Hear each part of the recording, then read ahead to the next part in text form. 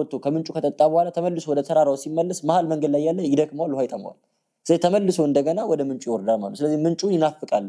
ዋሊያ ወደ ውሃ ምንጭ እንደዚህ እንደሚናፍቅ ሁሉ እግዚአብሔር አምላክም ደግሞ እኔና እናንተን ከኃጢአታችን ከበደላችን ይቅር ለማለት ለመማር እንዲሁ ይናፍቃል፣ እንዲሁ ይጓጓል ማለት ነው። እኛን ይቅር ለማለት እኛን ለመማር የሚጓጓውን ያክል ሌላ የሚያጓጓው ነገር የለም እግዚአብሔር አምላክ ማለት ነው። በመጽሐፍ ቅዱስም እንደተነገረን ለምሳሌ በትንቢተ ኢሳይያስ ምዕራፍ 1 ከቁጥር 18 ላይ ኃጢአታችሁ እንደ አለላ ብትሆን እንደ አመዳይ ትነጻለች፣ እንደ ደምን ብትቀላ እንደ ባዘቶ ትጠራለች። እንደ ደም ቀይ ብትሆን እንደ ባዘቶ ነጭ ትሆናለች፣ እንደ አለላ ብትቀላ እንደ አመዳይ ትነጻለች ትጠራለች ብሎ እኛ ምንም የሚያክል በጣም በበደል በጣም የቆሸሽንና መገለጫችን መልካችን እስኪመስል ድረስ ብንበድል እንኳን እግዚአብሔር አምላክ ደግሞ ያንን በደል ሁሉ ጥብ አድርጎ ንጹህ ማድረግን እንደሚችልበት ነግሮናል ማለት ነው።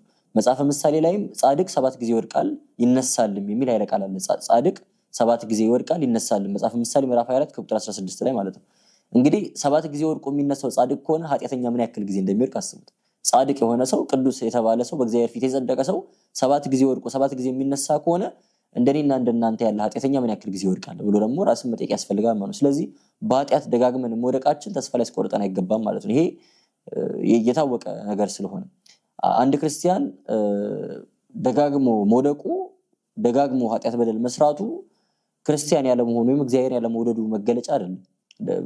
የሰውነታችን የስጋችን ድካም መገለጫ ነው። እኛ ኃጢአትን እስከጠላ ነው በደልን እስከጠላ ነውና ለመዳን ንጹህ ለመሆን ፈቃደኞች እስከሆንን ድረስ ማለት ነውና ጻድቅ 7 ጊዜ ይወድቃል ይነሳልም ብሎ እንደተናገረ ከዛም በላይ እኛ ኃጢአተኞቹ ደግሞ ወድቀን መነሳታችን የማይቀር ጉዳይ ነው ማለት ነው። ስለዚህ ንስሐ የሚያስፈልገን በጣም ከገባንበት በጣም ከቆሸሽንበት በጣም ከወደቅንበት ኃጢአትና በደል ተላቀን ከእግዚአብሔር ጋር መጣበቅና ከእግዚአብሔር ጋር ህብረት ማድረግ እንድንችል ነው ማለት ነው።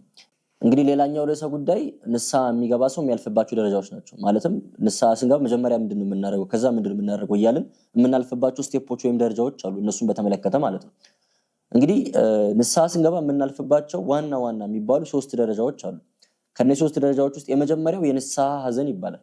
የንስሐ ሐዘን የምንለው ደረጃ አንድ ሰው ኃጢአተኛ በደለኛ መሆኑን አምኖ ጥፋቱን አውቆ የሚያዝነው ሐዘን የሚሰማው ጸጸት ማለት ነው። ንስሐ ማለት ጸጸት ማለት ነው አላለም ቅድም?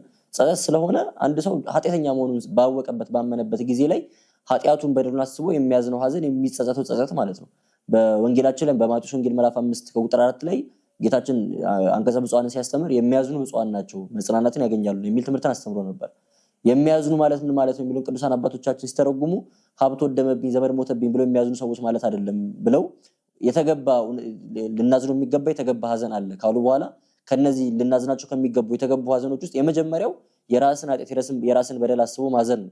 የራስን ኃጢአት አስቦ ማዘን፣ የባልንጀራን በደል ኃጢአት አስቦ ማዘን፣ ግፋ ሰማዕታትን በሰማዕታት ለሚደርሰውን ግፍና መከራ አስቦ ማዘን፣ እንዲሁም ደግሞ ሞቶን ለእግዚአብሔርን ጌታችን ስለኛ ኃጢአት ስለኛ በደል የከፈለውን የሞት ዋጋ አስቦ ማዘን ነው ብሎ ይተረጉማል አባቶቻችን። ስለዚህ የመጀመሪያው ትርጓሜ ኃጢአታችንን በደላችንን አስበን ማዘን ነው። ስለዚህ እውነተኛ መጽናናትን ማግኘት የምንፈልግ ከሆነ ወደ እግዚአብሔር መንግስት ገብተን እውነተኛ መጽናናትን የምናገኘው ይህንን ማግኘት የምንፈልግ ከሆነ መንገዱ ስለሰራነው ኃጢአት ስለሰራነው በደል አስበን ማዘን ነው ማለት ነው።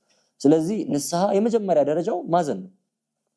ካላዘንን የሰራነው ኃጢአት አስበን የሰራነውን በደል አስበን ሐዘን ካልተሰማን እንደ ውስጣችን የሆነ አይነት ቅሬታ ካልተሰማን ጸጸት ካልተሰማን እውነተኛ የሆነ ዋጋ የሚያስገኝ አይነት ንስሐን ልንገባ አንችልም። እንደዚህ አይነት ንስሐ ልናገኝ አንችልም ማለት ነው። እውነተኛ ንስሐ የሚገኘው በእውነተኛ ሐዘን ውስጥ ነው። እውነተኛ ንስሐ የሚገኘው በተሰበረ ልብ በተሰበረ መንፈስ ውስጥ ነው። ልባችን ሳይሰበር በኃጢአታችን ምክንያት ሳናዝንና ሳንጸጸት ሄደን ኃጢአታችንን ለካህኑ ብንናገርም እውነተኛ ንስሐ ላናገኝ እንችላለን ማለት ነው። ይሄ ብዙዎቻችን ከምንርቅባቸው ጉድጓዶች ውስጥ አንዱ ነው። ስለዚህ እውነተኛ ንስሐ ለማግኘት የመጀመሪያው ደረጃ የመጀመሪያው ስቴፕ ስለሰራነው ኃጢአት ማዘንና መጸጸት ነው ማለት ነው። ግን አንድ ሰው ንስሐ ከገባ በኋላ መልሶ ያንን ኃጢአት ቢሰራ በዛ ኃጢአት በዛ በደል ቢወድቅ አልተጸጸተም አላዘነም ማለት ሊሆን ይችላል? ይሄ ምናልባት ብዙዎቻችን ሊያስጨንቅ የሚችል ጥያቄ ስለሆነ ማለት ነው። አንድ ሰው ንስሐ በገባበት በተናዘዘበት ኃጢአት ደጋግሞ መውደቁ ያንን ኃጢአት አይጠላውም፣ አላዘነበትም፣ አልተጸጸተበትም የሚል ትርጉም ሊሰጥ ይችላል ወይ ማለት ነው። ይህንን ለመረዳት 2 ነገሮችን መረዳት ያስፈልጋል። የምንሰራቸውን ኃጢአቶችና የምንሰራቸውን በደሎች በ2 መንገድ ነው የምንሰራቸው። አንዳንዶቹን ወደን ፈቅደን ነው የምንሰራቸው። በጣም ስለምንወዳቸው መተው ስለማንፈልግ ኢንጆይ ስለምናደርጋቸው የምንሰራቸው ኃጢአቶችና በደሎች አሉ። የመተው ሐሳብ እንኳን የሌለን ይሄን ኃጢአት መተው እንኳን አልፈልግም የምንላቸው ኃጢአቶች ማለት ነው። ሁለተኞቹ ደግሞ በጣም እየጠላናቸው በጣም እያሳመሙን ልባችንን እየሰበሩ መተው እየፈለግን ውስጣችን እየተቆጨ ውስጣችን እየታመመ ግን ደግሞ ራሳችንን ማሸነፍ ራሳችንን መግዛት አቅቶን ተሸንፈን ተረተን የምንሰራው ደግሞ ኃጢአት አለ። ስለዚህ አንድ ሰው የሆነን ኃጢአት እየጠላው እያልፈለገው ለመተው እየታገለ ድቀት ቢገጥመው ቢወድቅና ቢሸነፍና ያንን ኃጢአት ቢሰራ ይህንን ኃጢአት አልጠላውም፣ አላዘነም፣ አልተጸጸተም አይባልም ማለት ነው። ነገር ግን ኃጢአቱን ሲሰራ ምንም አይነት ቅሬታ የማይሰማው ከሆነ ምንም የማያዘን ከሆነ ደስ እያለው የሚበድል ደስ እያለው የሚሰራ ከሆነ ግን ይህ ሰው ጸጸት የለውም፣ ሐዘን የለውም። ስለዚህ እውነተኛ ንስሐን ገንዘብ ሊያደርግ አይችልም ማለት ነው። ስለዚህ አንድን ኃጢአት ደጋግመን መስራታችን አለማዘናችን ወይ በዛ ኃጢአት አለመጸጸታችን አለመጥላታችን የሚያሳይ ላይሆን ይችላል።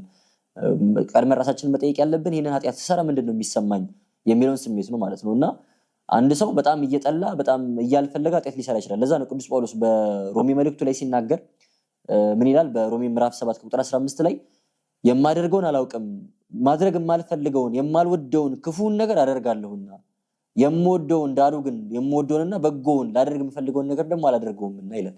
ለዚህ ለሞት ከተሰጠ ስጋ ማን ያድነኛል ብሎ ወደ እግዚአብሔር ሲማጸን ሲያለቅስ እንመለከተዋለን።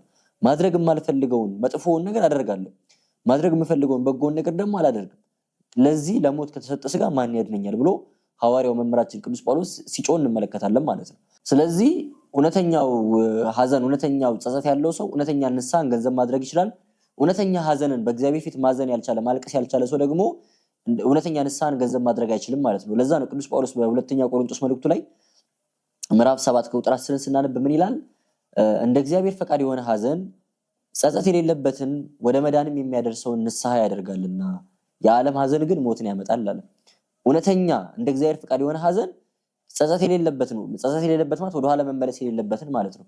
ወደ መዳንም የሚያደርሰውን ንስሐ ያደርጋል ይላልና ልናዝን ይገባል። እግዚአብሔር ፊት ቀርበን ልክ በካህን ፊት እንደምናዘዘው ጌታ ሆይ እኔ እኮ ውሸታም ነኝ፣ እኔ እኮ ሌባ ነኝ፣ እኔ ዘማዊ ነኝ፣ እኔ ዘፋኝ ነኝ እያልን ኃጢአታችንን ለካህን እንደምንናዘዘው ለእግዚአብሔር እየተናዘዝን በእግዚአብሔር ፊት ኃጢአተኛ በደለኛ ደካሞች መሆናችንን ምሕረት የማይገባን ሰዎች መሆናችንን አምነን በእንባ ወደ እግዚአብሔር መጫው አለብን። ጌታ ሆይ እኔ ምሕረት የማይገባኝ ሰው ነኝ፣ እኔ በጣም ኃጢአተኛ በደለኛ ሰው ነኝ።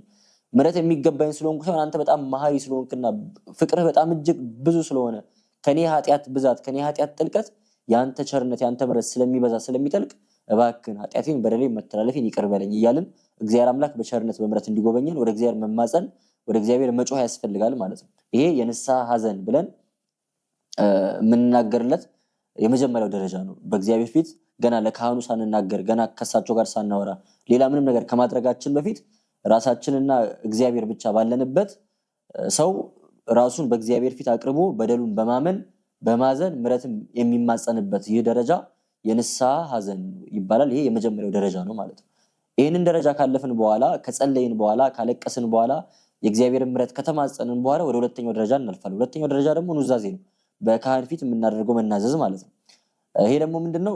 ወደ ካህኑ ቀርብና ወደ ካህኑ ፊት ቀርበን የሰራናቸውን ኃጢአቶቻችንን እንነግራቸዋለን፣ እናዘዛለን። ይሄንን በድያለሁ፣ ይሄን አጥፍቻለሁ፣ እግዚአብሔርን አስቀይሜያለሁ፣ በኃጢአት በበደል ወድቄያለሁ፣ በድያለሁ፣ የእግዚአብሔር ምሕረቱ የእግዚአብሔር ይቅርታው ያስፈልገኛል። ስለዚህ አባቴ ከታሰርኩበት የኃጢአት የበደል እስራት እንዲፈቱኝ እግዚአብሔር አምላክ ይቅርታውን ምሕረቱን እንዲልክልኝ እንዲጸልዩልኝ እንዲማጸኑልኝ መጥቻለሁ ብለን በካህኑ ፊት ኃጢአታችንን በደላችንን የምናዘዝበት ይህ ክፍል ሁለተኛው ደረጃ ነው ማለት ነው።